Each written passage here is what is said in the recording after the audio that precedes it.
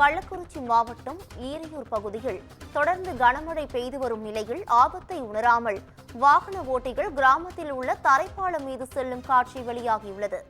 இது குறித்தான கூடுதல் விவரங்களை வழங்குவதற்காக எமது செய்தியாளர் இளையராஜா இணைப்பில் இணைகிறார். இளையராஜா வணக்கம். இது குறித்தான கூடுதல் விவரங்கள் என்ன?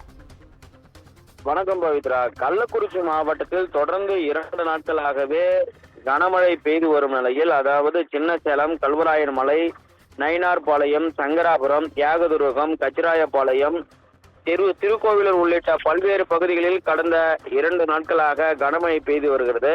இதன் காரணமாக சின்னசேலம் அருகே உள்ள ஈரையூர் கிராமத்தில் இருந்து மாங்குளம் வழியாக செல்லும் சாலையில் உள்ள தரைப்பாலம் நீரில் மூழ்கியது.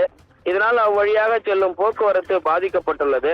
மேலும் அத்தியாவசிய தேவைக்காக அந்த கிராம மக்கள் கிட்டத்தட்ட 5 கிலோமீட்டர் தொலைவில் சுற்றி செல்லும் ஒரு அவல நிலைதான் நீடித்து வருகிறது.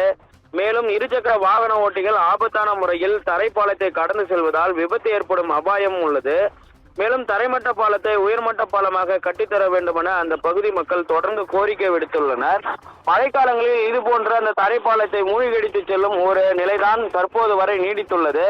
தொடர்ந்து இந்த பொதுமக்களின் நலன் கருதி அத்தியாவசிய தேவை மற்றும் அரசு மருத்துவமனை செல்வதற்கான ஒரு போதிய வசதி இல்லாததால் இது உடனடியாக உயர்மட்ட பாலம் அமைத்து தர வேண்டும் என அந்த பகுதி மக்கள் கோரிக்கை வைத்து வருகின்றனர். பவித்ரா, கூடுதல் விவரங்களுக்கு நன்றி இளையராஜா.